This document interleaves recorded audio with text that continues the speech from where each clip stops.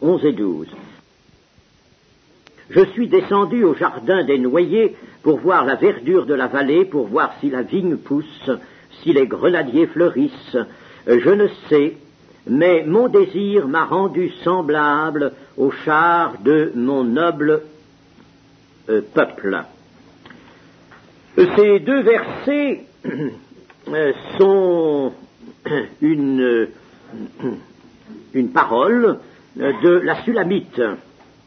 C'est la Sulamite qui prend la parole après l'assez long discours du bien-aimé qui avait commencé au verset 4 du chapitre 6.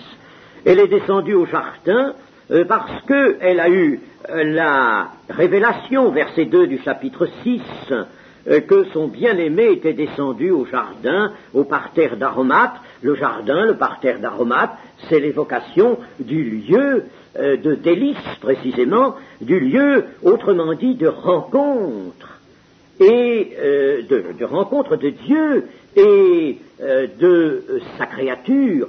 Adam et Ève avaient été placés au cœur d'un grand jardin, merveilleux jardin, et c'était le lieu de rencontre. À ce moment-là, il y avait un lieu de rencontre.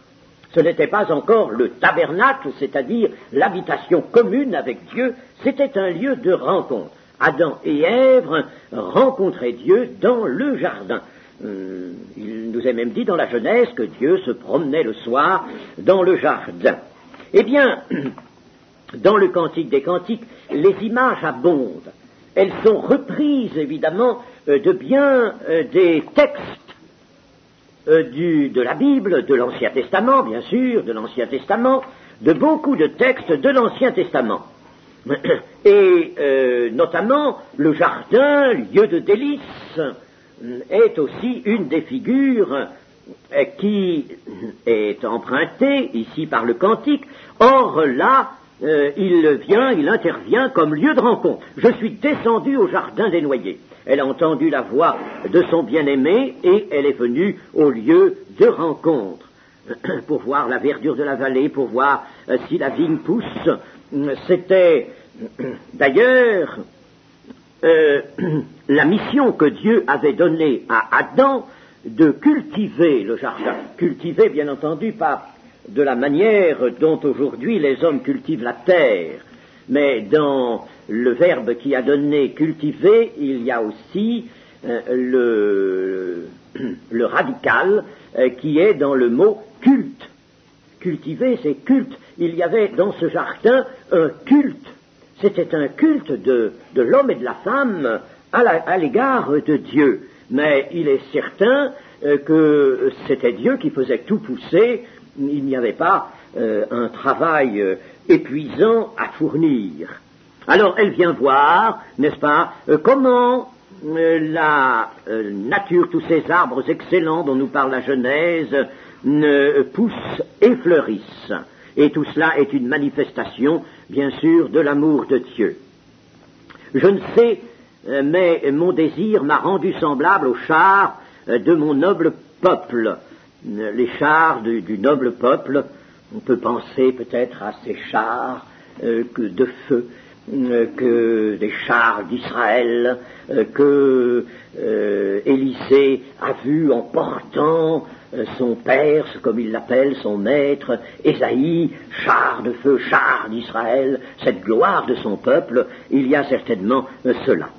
Et j'en viens au chapitre 7. Je lis du verset 1er au verset 10.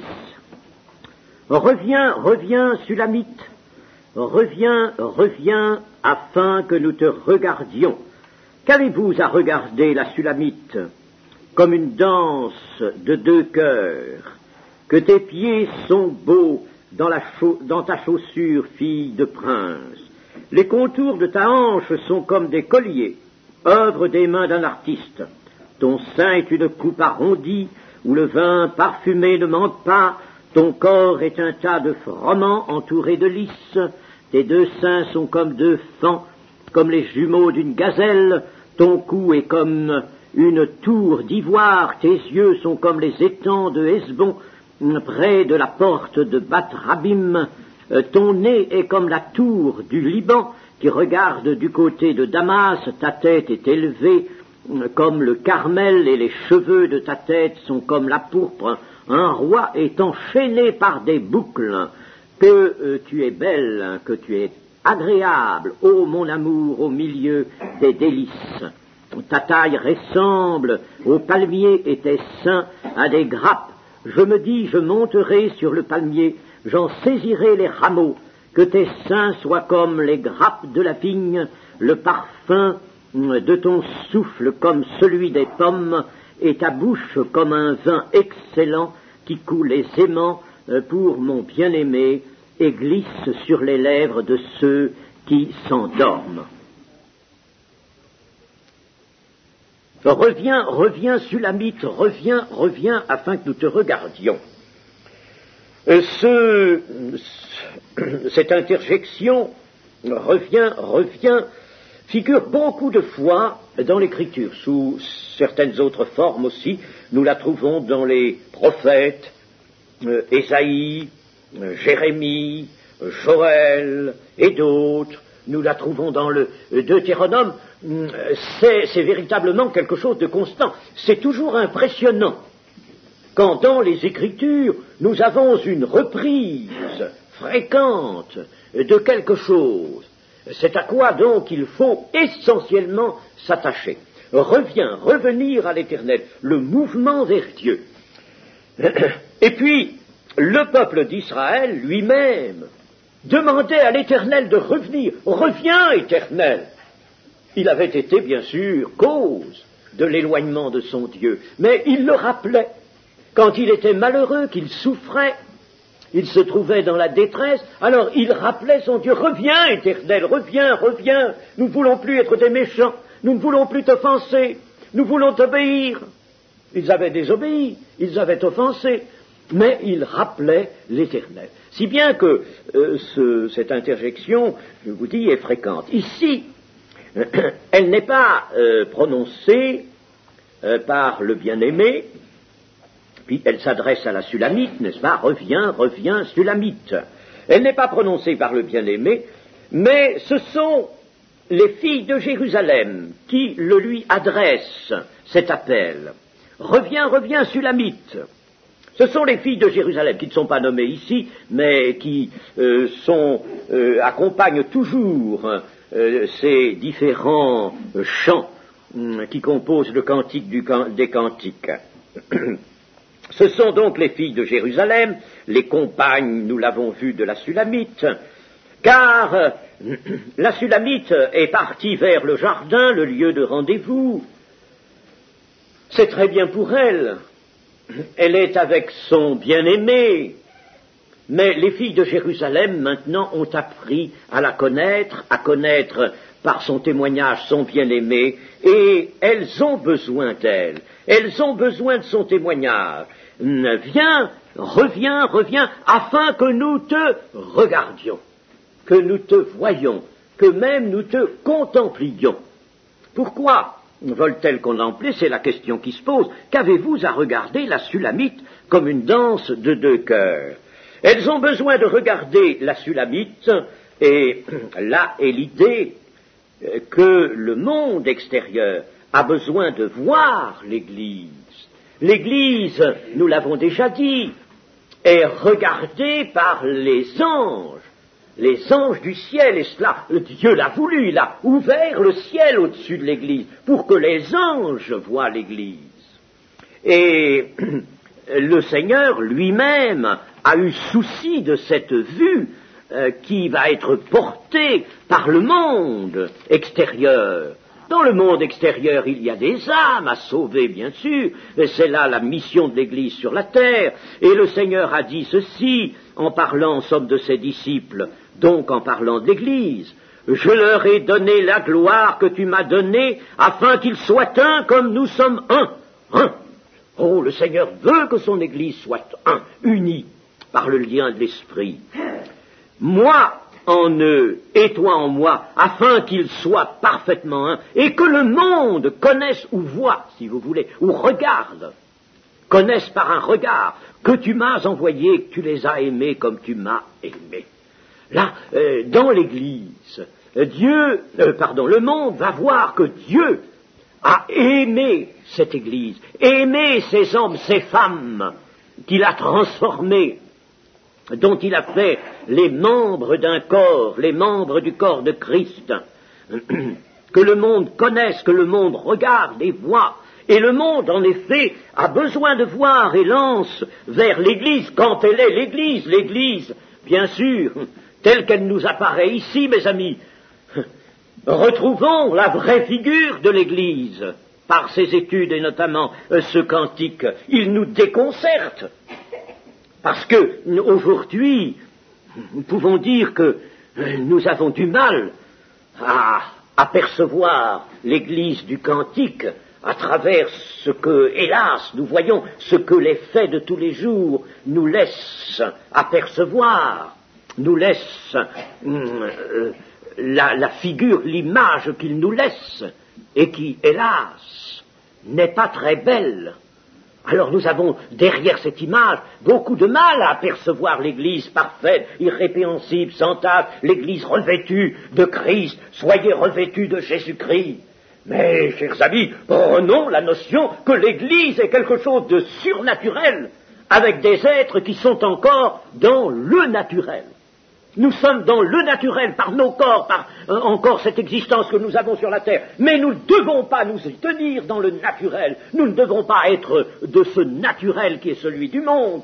Nous devons être, nous, le surnaturel, dans une existence encore naturelle pour un peu de temps.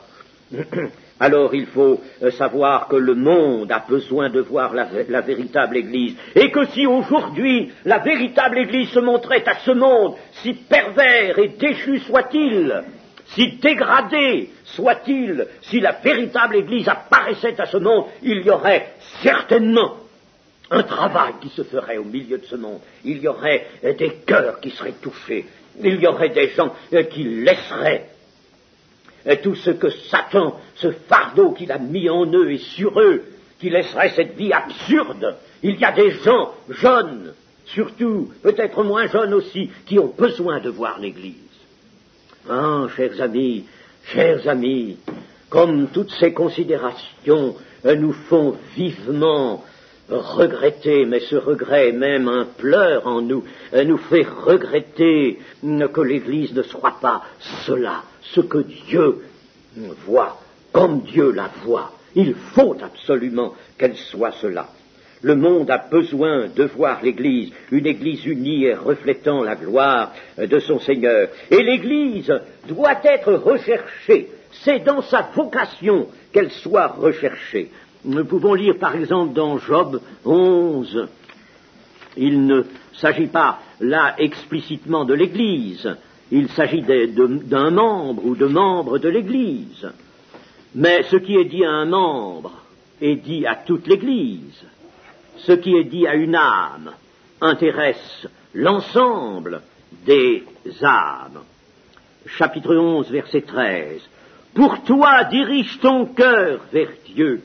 Étends vers lui tes mains, éloigne-toi de l'iniquité, et ne laisse pas habiter l'injustice sous ta tente, dans ta maison, la maison où tu es. Ne laisse pas habiter l'injustice.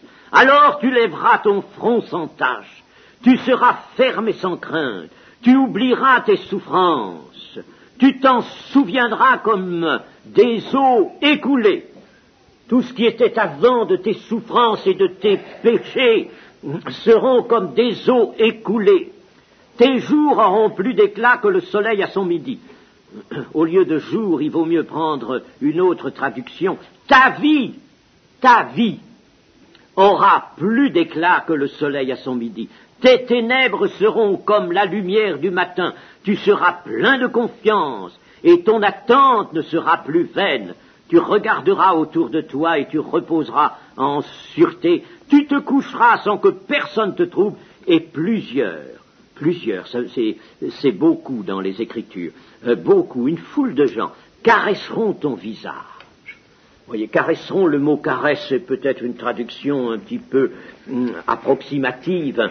Disons que plusieurs contempleront ton visage. auront plaisir à regarder ton image, ta figure. C'est ça l'Église, c'est ça un membre du corps de Christ. Et nous avons aussi dans Ésaïe 62, verset 10, « Franchissez, franchissez les portes, préparez un chemin pour le peuple, frayez, frayez la route, ôtez les pierres, élevez une bannière vers les peuples.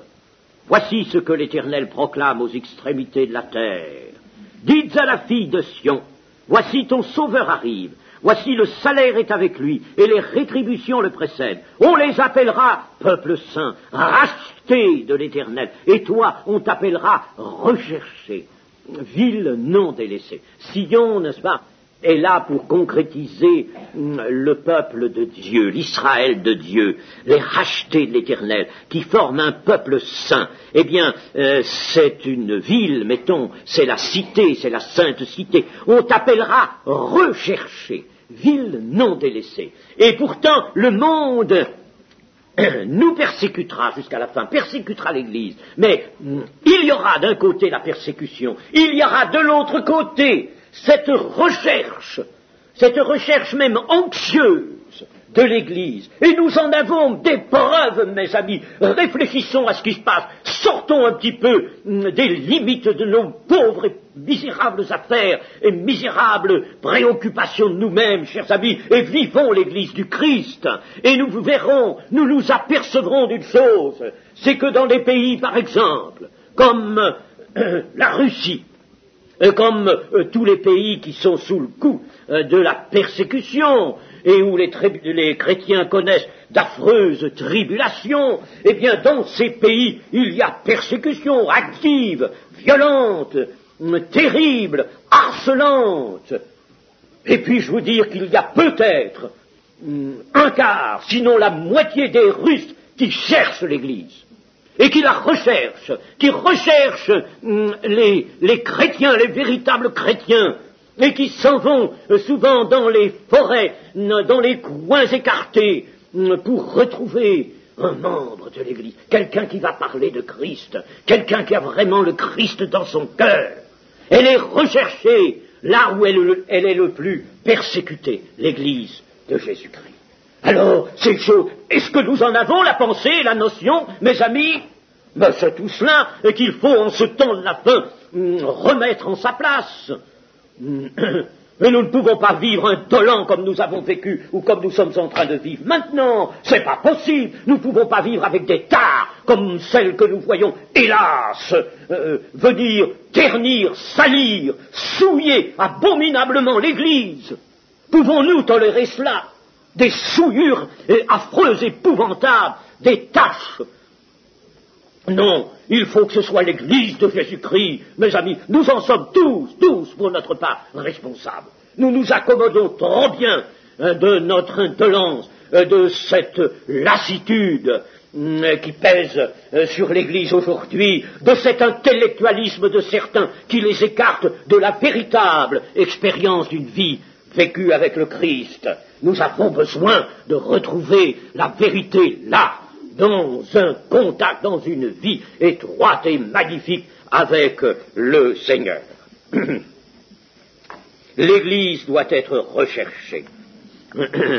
Qu'avez-vous à regarder la Sulamite? Pourquoi la regardez-vous? Ça, c'est la question que pose le bien-aimé. Le bien-aimé dit aux filles de Jérusalem, mais qu'avez-vous à regarder la Sulamite comme une danse de deux cœurs? La danse de deux cœurs, notre traducteur a voulu traduire un mot hébreu qu'il aurait peut-être mieux valu laisser figurer là, quitte à mettre une note en marge, c'est Mahanaïm, qui veut dire deux camps, ou deux légions, deux cœurs, non pas deux cœurs. Parce que, n'est-ce pas, l'idée du traducteur, c'est qu'il y a des cœurs. Il ne s'agit pas de cœurs, il s'agit de camps. Il s'agit de légions. Et le mot figure dans Genèse 32. Jacob poursuivit son chemin et des anges de Dieu le rencontrèrent. En les voyant, Jacob dit, c'est le camp de Dieu. et il dit c'est Mahanaïm.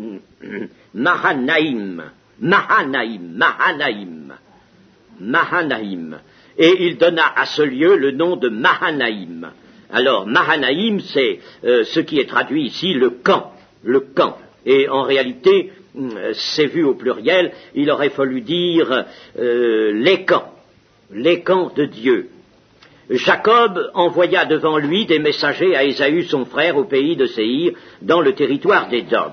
En somme, c'est là que Dieu accueille Jacob qui revient dans le pays de Canaan, après tant d'années d'absence et après tant de sottises commises là-bas, il revient et Dieu est véritablement bon, il le fait accueillir par des anges.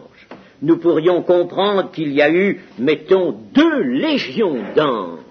C'est probablement cela, 2 légions d'anges, d'où Mahanaïm, les 2 camps, les deux légions, n'est-ce pas?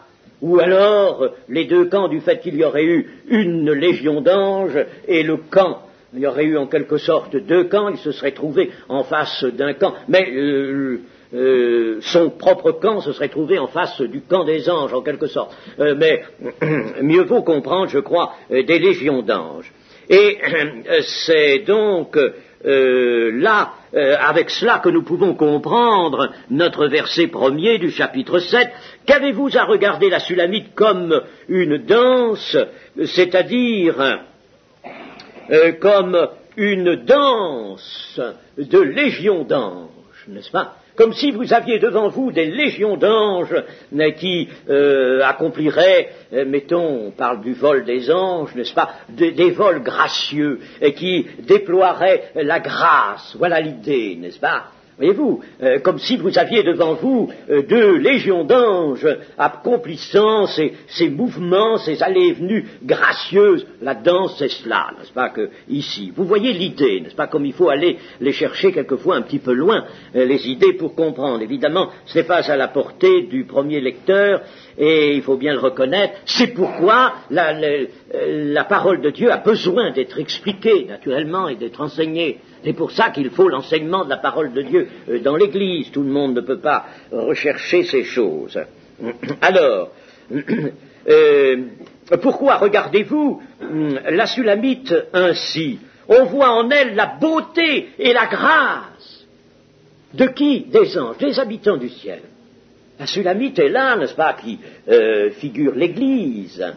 Elle figure la Sulamite, c'est, nous l'avons dit, la pacifiée, celle qui a été pacifiée, féminin de Salomon, et elle est là, figurant l'Église dans la beauté, par sa beauté et sa grâce, la grâce de quelqu'un qui n'est pas de cette terre, qui est comme les anges, les habitants du ciel.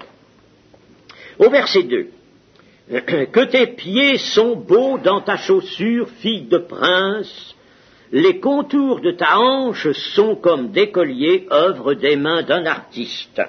Que tes pieds sont beaux, fille de prince. Fille de prince, nous comprenons cela dans le psaume 45, la fiancée est appelée du roi, est appelée elle-même fille de roi, parce que il lui est reconnu noblesse et dignité. Et cette noblesse se lie en la stature de celle que nous avons ici, c'est-à-dire la Sulamite.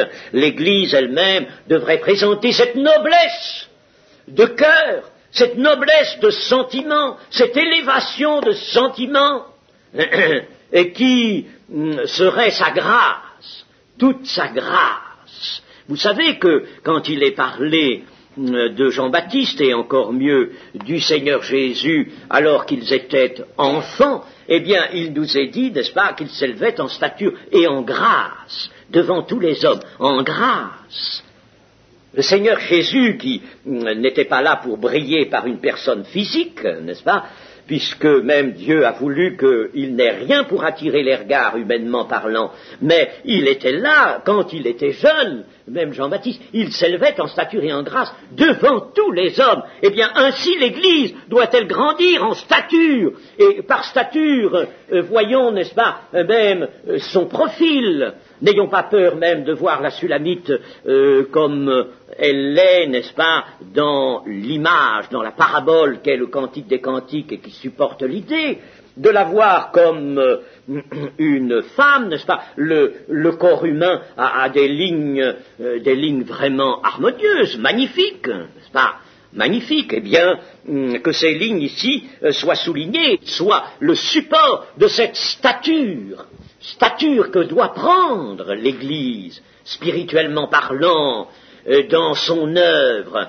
par sa parole, par la grâce qui s'échappe de toutes les personnes du corps de Christ. Mes amis, vous voyez que nous sommes loin de compte, loin de ce que Dieu attend de nous, chers amis. Et je voudrais que vous en fassiez la constatation. Elle nous est utile.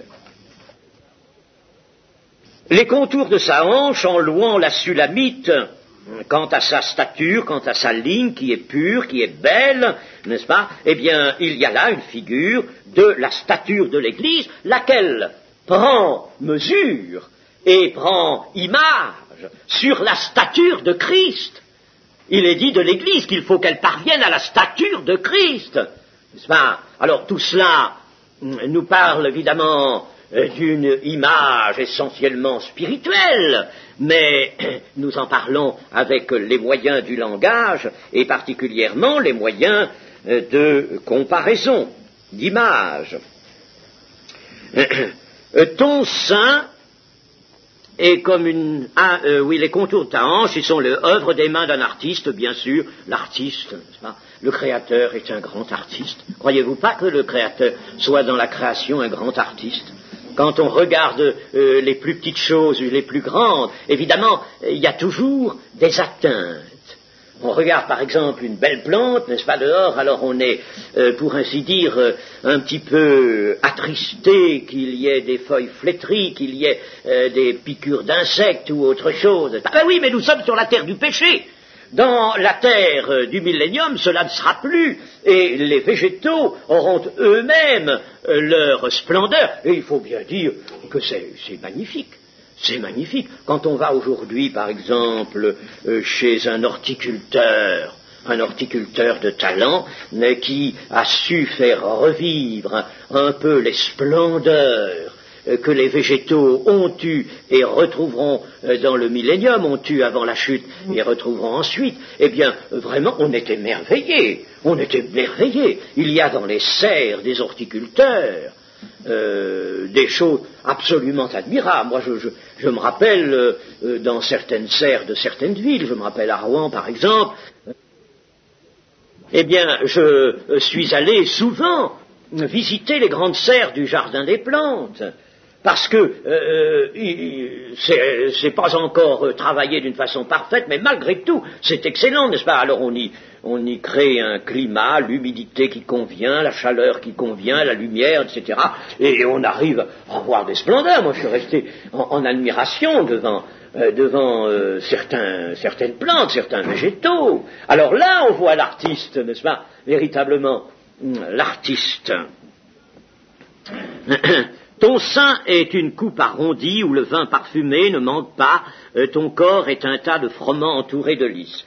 Nous allons entrer là dans une série de comparaisons, le mot sein reviendra d'ailleurs plusieurs fois, une série de comparaisons qui n'aurait aucun sens, cela je l'ai déjà signalé, s'il s'agissait d'un poème d'amour fait par quelques jeune homme enflammé pour sa bien-aimée, n'est-ce pas, et qui aurait peut-être, mettons, une muse vraiment diligente, mais jamais, n'est-ce pas, il ne prendrait des comparaisons comme celle-là. Je veux vous montrer par là que ces comparaisons, n'est-ce pas, ne peuvent pas rester du domaine de la terre.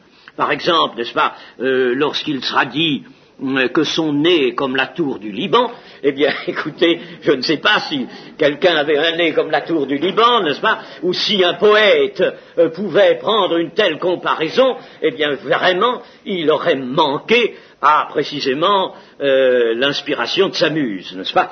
Alors, vous voyez, je vous dis tout cela pour vous montrer que, dans ces figures-là, il y a tout autre chose que la recherche d'une description purement physique. Si c'était une description physique, n'est-ce pas, ce serait ridicule. Ce serait ridicule, avouons-le. Ridicule, n'est-ce pas? Je ne souhaiterais pas du tout avoir un nez comme la tour du Liban, n'est-ce pas? Eh bien, là, n'est-ce pas, nous voyons dans le verset 3, commençons la série de quelques images. Dans le verset 3, son sein est une coupe arrondie où le vin parfumé ne manque pas, son corps est un tas de froment entouré de lys. Il est évident que le sein, n'est-ce pas, peut donner du lait, mais pas du vin, n'est-ce pas? Pas du vin, hein, ni du vin parfumé. Alors, vous voyez là, il y a donc à saisir une idée spirituelle, avec la hardiesse qui est dans l'image, et toutes les paraboles du Seigneur sont des similitudes, des figures hardies, excessivement hardies. On en fait ce qu'on veut pour supporter une idée spirituelle. Faut que vous compreniez bien cela, n'est-ce pas? Alors lire littéralement seulement, ça n'a pas de sens.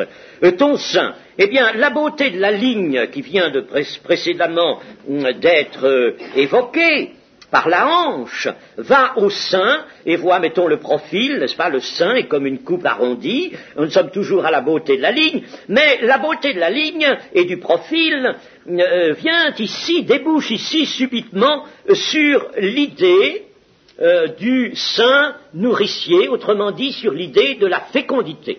Quand nous sommes à l'idée de sein, n'est-ce pas, il y a proche l'idée de sein nourricier et de fécondité, n'est-ce pas, de fécondité. Alors, l'idée est tellement celle-là que nous voici avec quoi, tout de suite dans le même verset, le vin parfumé et le froment. Le vin et le froment. Nous connaissons ces deux choses, ce sont les signes de la nourriture céleste. Nous avons vu qu'Abraham et Melchisédek ont pris ensemble le pain et le vin, ils ont fait ensemble la première Sainte Seine, la Seine a repris ces deux éléments, pain et vin, n'est-ce pas, pour signifier quoi donc? Le don du Seigneur qui se donne comme une nourriture, qui est le pain de la vie, le pain de la vie. Ah, le pain de la vie, celui qui mange ma chair et qui boit mon sang, a la vie éternelle. Alors, vous voyez bien ici l'idée, n'est-ce pas, du sein nourricier. On ne s'occupe pas de savoir si le sein donne du lait généralement, n'est-ce pas. Là, ici, c'est le vin et le froment qui sont les signes de la nourriture céleste. Ni le vin, ni le froment ne manquent en l'Église. Marquez bien ceci, le vin parfumé ne manque pas.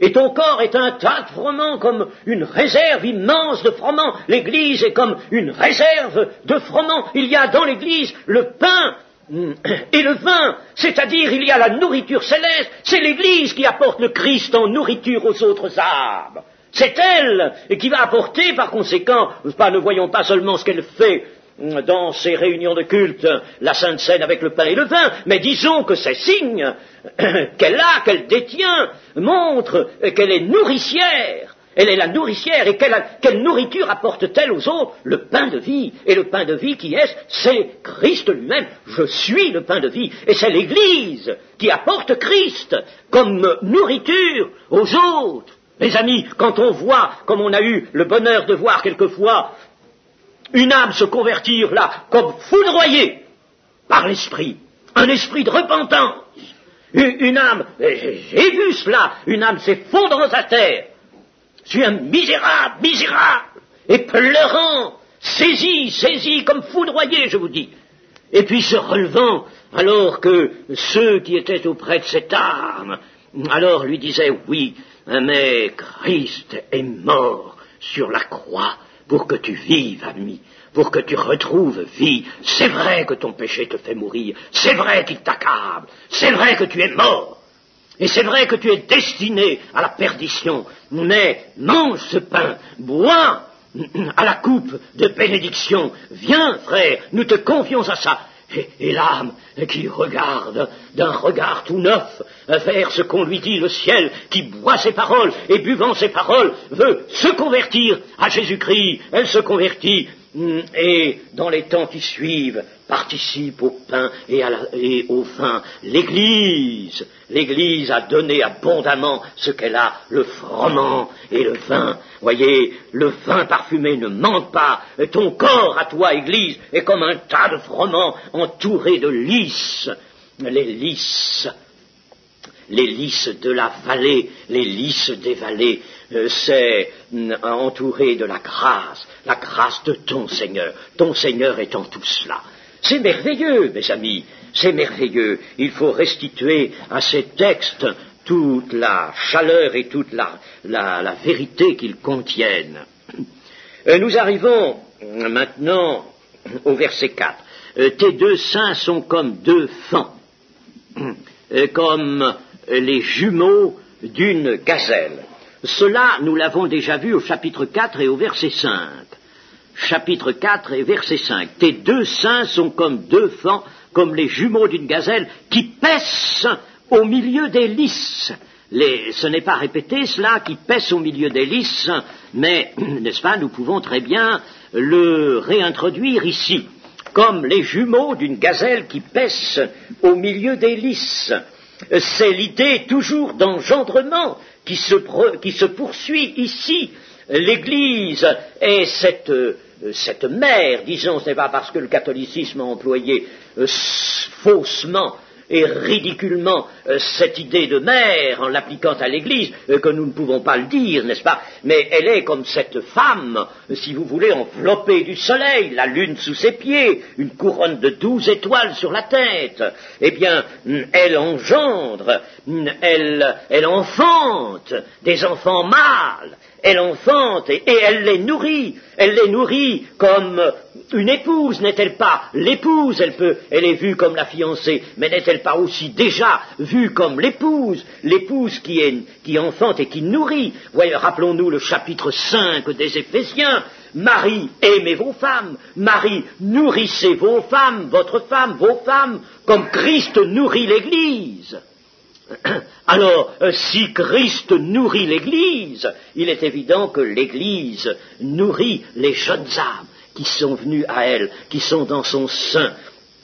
Et alors, tes deux seins sont comme des faons, comme les jumeaux d'une gazelle qui paissent au milieu des lys. Ils vont paître l'herbe tendre dans cette vallée verdoyante où il y a les lys, les fleurs, les coquelicots, les lys des champs, et surtout des coquelicots, où il y a, n'est-ce pas, ces fleurs qui égaient, n'est-ce pas? Alors là, il y a de beaux pâturages, de magnifiques pâturages, et l'Église amène les âmes à ces pâturages. Mes amis, chaque fois que j'étudie, que je prépare ces études, je me lamente. Je ne peux pas manquer de vous en faire part. Je me lamente parce que je me dis, l'Église est-elle cela aujourd'hui? L'Église est-elle vraiment cela? Oh, chers amis, comme il faut absolument. Le Seigneur peut nous prendre quelques-uns d'ici plus vite que d'autres, c'est possible, peu importe cela. Mais le Seigneur peut nous prendre d'un moment à l'autre. Et, chers amis, nous allons répondre devant lui. Il va nous dire, mais je t'ai montré ce qu'était l'Église, comment je la voyais, ce que je voulais qu'elle soit, l'Église. Et toi, tu as travaillé avec ceux qui battaient les autres serviteurs, avec ceux qui, parce que je tardais à venir, alors tu t'es amusé avec eux, tu es entré même dans une sorte de licence, presque de débauche, c'est la figure tout au moins que Luc emploie. Tu es entré dans une débauche au lieu de veiller et de prier, au lieu d'accomplir ce que je t'avais demandé. Le Seigneur va nous demander compte de tout cela. Il va nous demander compte, chacun rendra compte pour lui-même, et l'Église dans son entier rend compte. Il faut, vous le savez, que le jugement commence par la maison de Dieu. Le jugement va commencer par la maison de Dieu. Je vous l'ai dit précédemment, il faut aujourd'hui, en ce temps, alors que nous voyons tous les signes autour de nous se précipiter, il faut absolument que la parole dans l'Église soit une parole prophétique et ne ménage rien de ce qui est le péché, de ce qui est l'offense à Dieu, de ce qui est l'iniquité, de ce qui est l'indolence, quand ce ne serait que l'indolence, l'indifférence. Il faut absolument que la parole aujourd'hui annoncée dans l'Église soit celle-là. Ou alors, mieux vaut peut-être s'arrêter de prêcher, si l'on ne prêche pas de cette manière-là. Nous arrivons au verset 5. Ton cou est comme une tour d'ivoire, tes yeux sont comme les étangs d'Hesbon. Voyons d'abord la tour d'ivoire. Nous avons dans Ésaïe 48 et au verset 4 ceci, Ésaïe 48 verset 4.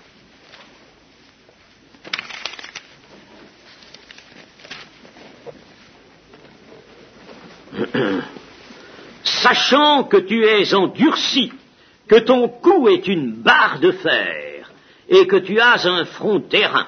Je t'ai annoncé dès longtemps ces choses, et je les ai déclarées avant qu'elles arrivassent, afin que tu ne dises pas, c'est mon idole qui les a faites. C'est mon image taillée ou mon image en fonte qui les a ordonnées. Voyez, n'est-ce pas, le peuple qui est dans l'endurcissement est un peuple que Dieu qualifie de peuple au cou qui ressemble à une barre de fer. Souvent, nous avons aussi dans l'Ancien Testament l'expression le cou roide. Le cou roide. Cou roide. Ainsi, le cou est donc quelque chose dans le langage de l'Ancien Testament qui est pris pour montrer quelle est l'attitude générale de la personne ou l'attitude générale du peuple. Eh bien, là, n'est-ce pas, le cou de la Sulamite est comme une tour d'ivoire, ce qui veut dire qu'elle n'est pas la barre de fer, ce n'est pas non plus un cou roide, mais c'est un cou de blancheur, tout de blancheur, de droiture, inflexible, certes, de persévérance dans l'obéissance. Il est en somme le cou de la Sulamite est comme la tour d'ivoire, ce qui veut dire que la Sulamite est dans la volonté ferme d'obéissance sans déviation. La tour, pourquoi employer le terme tour? Eh bien, nous pouvons le justifier avec Jérémie 6, 26. Jérémie 6, 26. Fille de mon peuple, couvre-toi d'un sac et roule-toi dans la cendre. Prends le deuil comme pour un fils unique, verse des larmes. Mais je crois que j'ai peut-être, je ne sais pas si, verse des larmes et des larmes amères, car le dévastateur vient sur nous à l'improviste. J'ai noté cela. Je ne sais pas si c'est tout à fait approprié à ce que je dis là, mais enfin, ça ne fait rien, j'avais noté cela.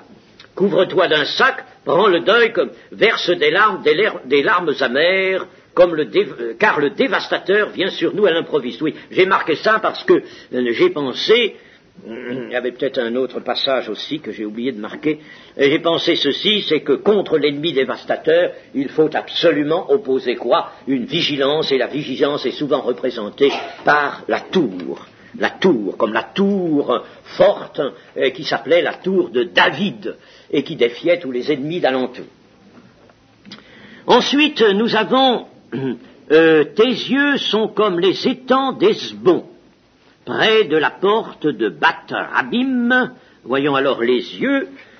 Les yeux, comme les étangs d'Hesbon, sont comparés, en somme, à ces étangs, parce que dans ces yeux, on lit la profondeur. Ce sont des yeux calmes, comme des eaux transparentes. Et puis, remarquez ceci, c'est que les eaux des étangs, évidemment, la comparaison est toujours prise dans la terre promise, dans la terre de la promesse, n'est-ce pas? C'est pour ça que c'est à Hesbon.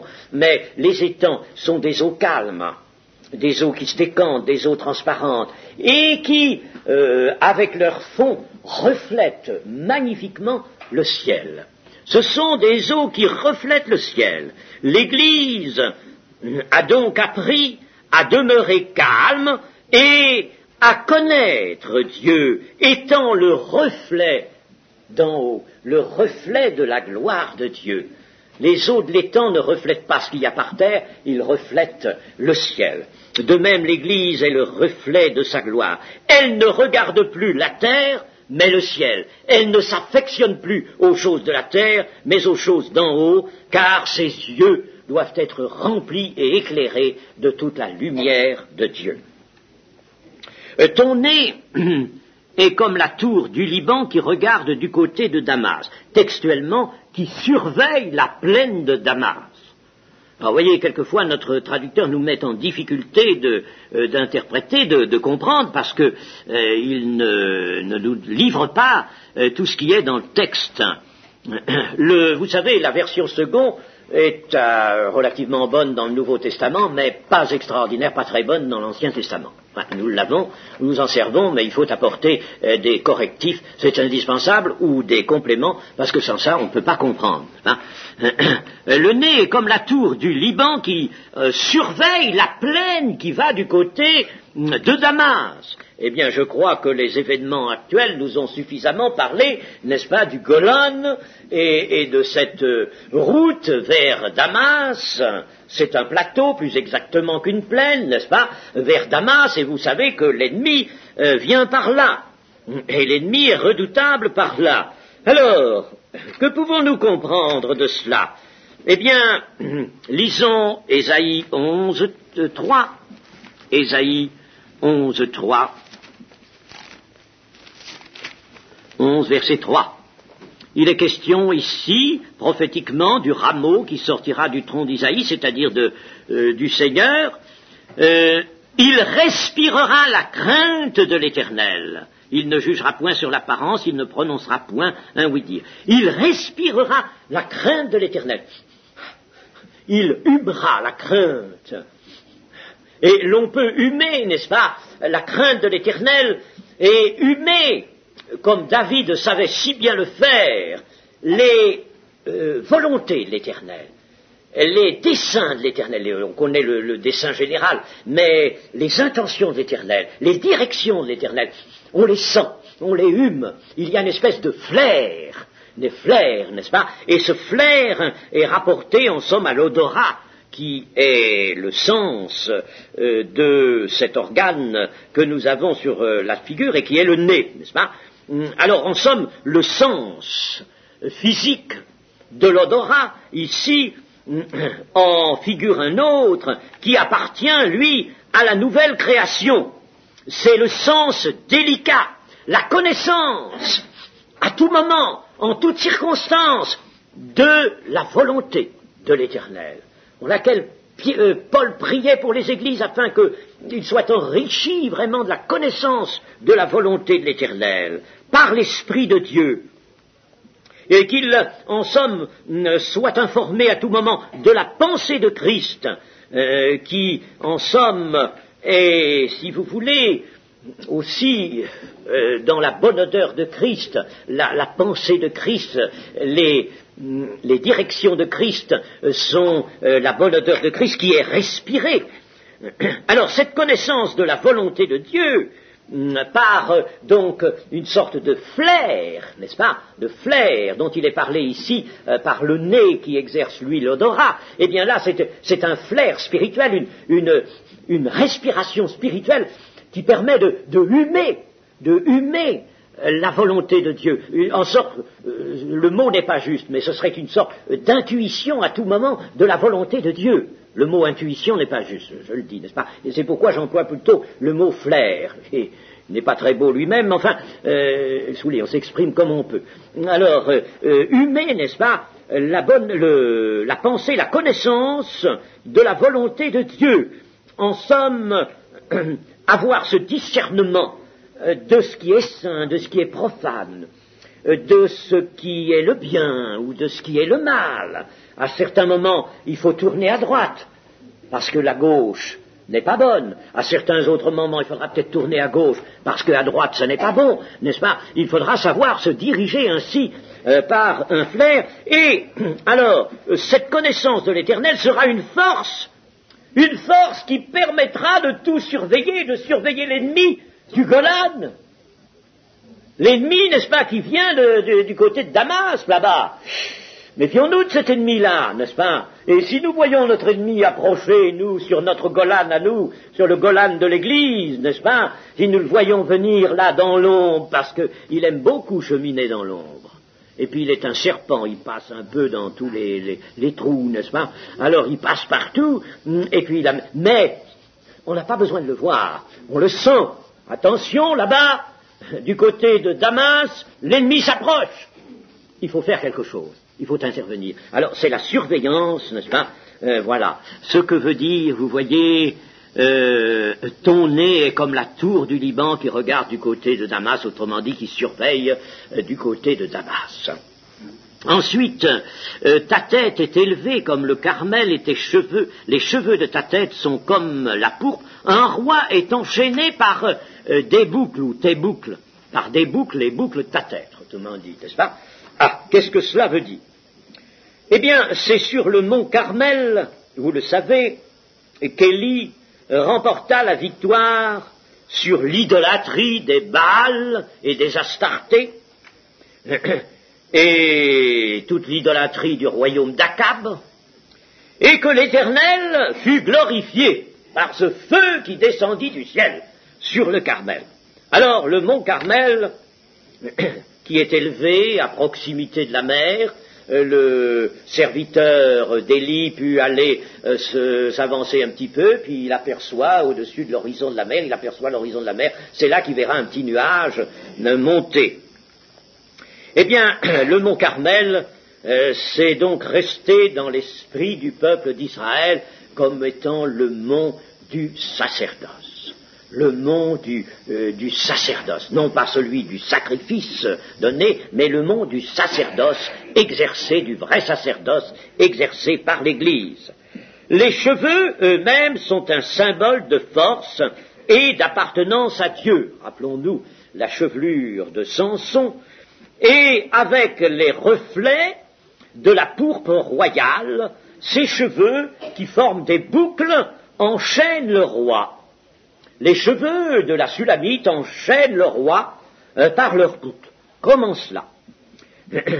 Eh bien, d'abord, disons ceci, c'est que les cheveux qui sont une force sont aussi une faiblesse dans un combat. Dans un combat, les cheveux sont une faiblesse, n'est-ce pas? On peut vous prendre par les cheveux, et cela est infiniment douloureux, cela peut vous amener à abandonner la lutte, n'est-ce pas? C'est une faiblesse. Eh bien, la force de l'Église est dans sa faiblesse. Si les cheveux sont sa force, comme ils étaient la force de Samson, eh bien, c'est parce qu'ils sont aussi une faiblesse, une parure, mais une faiblesse. La force de l'Église est donc dans sa faiblesse et dans son appartenance au roi. C'est elle qui appartient au roi. Alors comment peut-elle enchaîner le roi? Eh bien, voici. Vous vous souvenez du récit de la Genèse au chapitre 32, ce récit d'un certain mystérieux combat de Jacob qui s'attacha à Dieu, s'agrippa même à l'ange de l'Éternel, Dieu qui était là et qui combattait avec lui. Il s'attache à lui, et je ne te quitterai pas que tu ne m'aies béni, et jusqu'à l'aurore, il va s'attacher à Dieu, il va s'agripper, tellement bien que l'ange de l'Éternel qui veut partir, c'est l'aurore, la nuit est terminée, il y a des choses dans la Bible qui se passent la nuit comme ça. Eh bien, l'aurore venant, l'ange de l'Éternel, bon, je ne sais pas s'il l'a fait avec la main, n'est-ce pas, mais il lui donne un coup sur la hanche qui se déboîte. L'emboîture de la hanche, n'est-ce pas, elle se déboîte et notre Jacob s'en va, n'est-ce pas, en boitant. Alors, à ce moment-là, l'ange de l'Éternel lui dit, tu as lutté avec des hommes et avec Dieu. Ah, ça, des hommes, il avait eu son compte pour lutter, n'est-ce pas, ça, il s'y entendait bien. Tu as lutté avec des hommes auxquels tu aurais dû présenter un autre Jacob que celui-là, et tu as lutté avec Dieu aussi, et puis dans tout ça, tu as été vainqueur. Vainqueur? Comment? Mais il est hors de combat, il a été il a été humilié par Laban, Laban, il a été humilié, il est humilié encore par Ésaü, parce qu'il tremble comme une feuille. Il tremble comme une feuille en apprenant que son frère Ésaü vient avec presque une armée, 400 hommes devant lui. Le pauvre Jacob, il est là tremblant, il a peur, il est blême. Et puis alors il fait ce combat, et puis quoi? Il a un coup à la hanche, il ne peut plus marcher droit, il boite, et Dieu lui dit qu'il est vainqueur. Il est vainqueur parce qu'il a capitulé, parce que sa force propre a capitulé. Le prophète Daniel nous le dit bien, quand la force du peuple aura cessé, alors là, n'est-ce pas, tout sera gagné. Tout est gagné quand la force propre du peuple a cessé. Alors il fut déclaré vainqueur. Il en est ainsi de l'Église. Ce combat, mes amis, c'est le combat de chacun de nous, et c'est le combat de l'Église aussi. Il en est ainsi de l'Église. Alors l'Église est vainqueur de Dieu. Israël, ton nom ne sera plus Jacob, mais Israël, et Israël veut dire qui a lutté contre Dieu et qui a été vainqueur. Israël a lutté contre Dieu, et Israël continue à être celui qui lutte contre Dieu pour être vainqueur. Je l'ai déjà expliqué l'autre jour, cela je n'ai pas m'y attarder maintenant, n'est-ce pas? Il a été déclaré vainqueur, et l'Église est comme Jacob, est un Jacob déclaré victorieux. Son roi lui est attaché, Christ lui est attaché, au point que maintenant l'Église s'appelle Christ. La tête et le corps ne forment qu'un, et nous l'avons vu, 1 Corinthiens 12, Christ, c'est l'Église et le roi. Christ est attaché à l'Église, il est attaché maintenant, il est à elle, Christ est à vous, sa victoire lui appartient. Et la victoire, eh bien, l'Église l'a fait sienne, le Seigneur, l'Église le fait sien, n'est-ce pas? Et c'est ce que nous dit ici, un roi est enchaîné par tes bouts. C'est vrai que le Christ est enchaîné à son Église maintenant, il est enchaîné. Voyez-vous comme c'est magnifique toutes ces choses, comme elles sont prophétiques, et comme il y a du fond dans la parole de Dieu, n'est-ce pas? Et il faut aller chercher ce fond. Ensuite, nous avons au versets 7 et 8 ceci. Que tu es belle, que tu es agréable, ô mon amour, au milieu des délices. Ta taille ressemble au palmier et tes seins à des grappes. Bon, lisons d'abord ces deux versets. Au milieu des délices de ce jardin d'Éden où elle se tient, l'Église est quoi? Mais voyons ce que nous avons dit jusqu'ici. L'Église est Ève, qui veut dire mère des vivants. Elle est la mère des vivants, c'est elle qui est chargée d'enfanter, mes amis, d'enfanter, d'engendrer des âmes à la vie. Elle est mère, c'est pour ça que tout à l'heure j'avais pas peur de dire mère. Nous pouvons la comparer à l'Ève du nouvel Adam, du dernier Adam. Christ est vu comme le dernier Adam, le nouvel Adam, le second Adam. Alors, le nouvel Adam, elle est l'Ève, et elle se trouve dans ce jardin d'Éden où elle se tient. Sa taille, alors, est élevée, autre comparaison, comme le palmier, et qui porte les grappes de ses fruits. Alors là, nous avons encore, ta taille ressemble au palmier, tes seins à des grappes, le palmier porte de longues grappes de fruits, ce sont généralement des dattes, n'est-ce pas? Des dattes. Je dis généralement, il y en a d'autres, mais enfin prenons des dattes, si vous voulez, qui sont d'excellents fruits, des fruits sucrés, et qui sont par une espèce de régime, n'est-ce pas? Des espèces de grandes grappes, le mot grappe ici a un sens très large. On pourrait l'appliquer à des grappes de raisin, mais le raisin vient après, il n'est pas là. Alors laissons la comparaison aux grappes que porte le palmier. Quel développement l'Église n'a-t-elle pas atteint? Le palmier est droit. Il n'est pas écrasé, il n'est pas courbé, il fleurit dans la hauteur, il fleurit haut, dans la lumière du soleil, il se développe en montant toujours. Les branches, notez que les branches basses tombent. L'Église est en progrès, en croissance. Peut-être ce qu'elle était à un certain moment, les fruits qu'elle a portés à un certain moment étaient trop bas. Il faut qu'elle porte des fruits toujours plus hauts. Elle monte toujours, comme le palmier qui va en hauteur. Les branches basses ne sont plus utiles et elles tombent. Nous avons, cela on l'a déjà lu, mais une fois de plus, ce n'est pas mauvais, dans le psaume 92 et le verset 13, « Les justes croissent comme le palmier, ils s'élèvent comme le cèdre du Liban, plantés dans la maison de l'Éternel, ils prospèrent dans les parvis de notre Dieu, ils portent encore des fruits dans la vieillesse, ils sont pleins de sève et verdoyants, ce que j'évoquais ce matin, pour faire connaître que l'Éternel est juste. » Attention, pas pour aller s'amuser ou se distraire, pas pour aller s'abandonner à une bonne et petite doucette vie de conception terrestre. Pas pour ça, non. Pour faire connaître que l'Éternel est juste. Il est mon rocher, il n'y a point en lui d'iniquité. Alors, ce palmier, donc, c'est à quoi la Sulamite est comparée ici, un palmier qui monte et qui porte du fruit dans la lumière. La croissance du palmier est rapide et franche dans la lumière de Dieu, lorsque au pied, l'eau de la source vient apporter au palmier son breuvage. Le palmier pousse dans les oasis où il y a toujours des sources d'eau, n'est-ce pas? Et l'eau vient abreuver le pied, rappelons-nous le psaume 1, n'est-ce pas? Heureux l'homme qui est comme un arbre arrosé, bien arrosé par le courant d'eau. La vie de l'Église est la vie de Christ. Elle ne peut être détournée dans des voies tortueuses. Le palmier, il est droit. Si le palmier s'avisait d'aller sur le côté, eh bien la vie le quitterait. Elle ne peut se tenir dans l'obscurité, elle gagne une région qui s'étend au-dessus des choses de la terre et porte du fruit pour Dieu.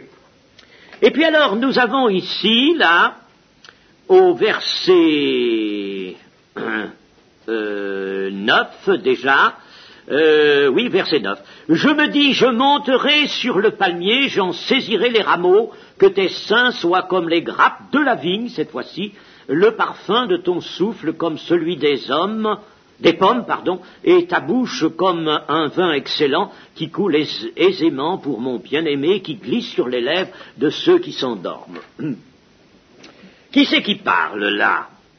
Je me dis, je monterai sur le palmier, j'en saisirai les rameaux. Eh bien, c'est quelqu'un qui parle. Quelqu'un qui parle ici, parce qu'il a suivi tout cela, il a contemplé, il a regardé la Sulamite, il a regardé l'Église, et il prend la parole, quelqu'un de l'entourage, peu importe qui est ce quelqu'un qui a une aspiration, et qui vient de ressentir en lui une grande aspiration à regarder la Sulamite, comme doit ressentir une aspiration celui qui regarde l'Église, la véritable Église, vivre dans la lumière de son maître. Alors il veut vivre comme elle, il veut suivre le même chemin, alors il va saisir les rameaux, il va saisir les branches pour s'aider. Et voilà ce qu'il envisage. Mais s'il suit cette aspiration, il n'aura pas besoin de saisir les branches, elles sont d'ailleurs bien hautes pour être saisies, elles ne sont pas faites pour ça. Alors, qu'est-ce qu'il aura? Mais il aura lui-même la sève du palmier, et il trouvera lui aussi le moyen d'être élevé comme l'est ce palmier. Dans l'Église, lui aussi sera élevé vers son maître, son sauveur. Heureux ceux qui, en somme, aspirent à saisir les palmiers de Dieu et à s'y attacher, parce que eux aussi vont s'élever comme le palmier. Que tes seins soient comme les grappes, En somme, celui qui veut saisir il se propose de saisir les rameaux, le voici qui se met à prier, à faire un vœu. Ah, que tes seins soient comme les grappes de la vigne. Mais elles le sont déjà. Le parfum de ton souffle comme celui des pommes. Mais il l'est déjà. Et ta bouche comme un vin excellent. Mais il l'est, on l'a déjà dit, qui coule aisément pour mon bien-aimé. Mais il arrive souvent dans l'Église, et vous-même ça vous arrive, quand vous entendez la parole de Dieu, « Ah, Seigneur, Seigneur, donne-nous toujours cette parole, Seigneur, Seigneur, renouvelle notre frère pour qu'il nous apporte la parole, Seigneur !» Vous faites des vœux, eh bien c'est la même chose. C'est exactement la même chose, n'est-ce pas? Celui qui a cette aspiration, il dit c'est excellent tout ça, tout ce que l'Église m'apporte, c'est très bon. Alors Seigneur, Seigneur, Seigneur, que tout cela soit abondant, que je puisse m'en réjouir, que je puisse m'en rassasier, Seigneur. Voilà sa prière, tout simplement, n'est-ce pas?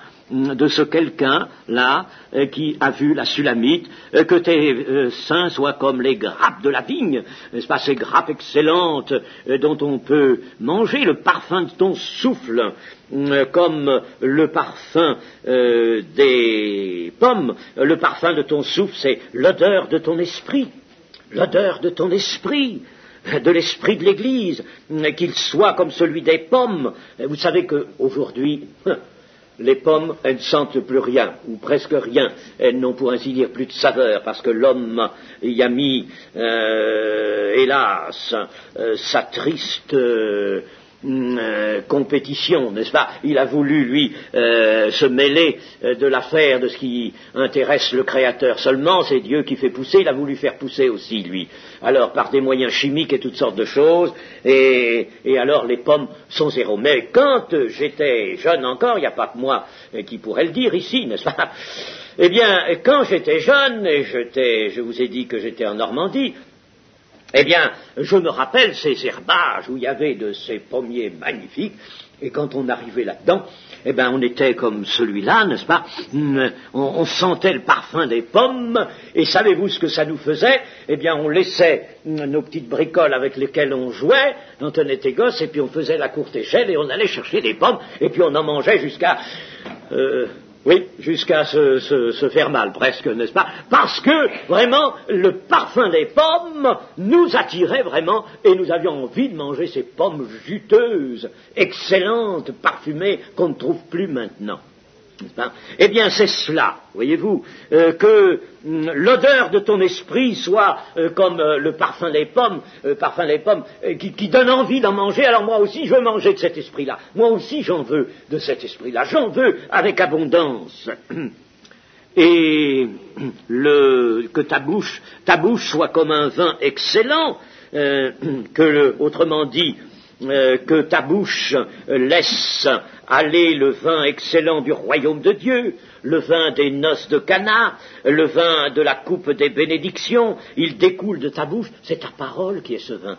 Ta parole, la parole de l'Église est ce vin généreux, c'est le vin de Canaan, oui, c'est le vin du royaume de Dieu, le vin de Cana, le vin, c'est la promesse du vin que nous boirons dans le royaume de Dieu.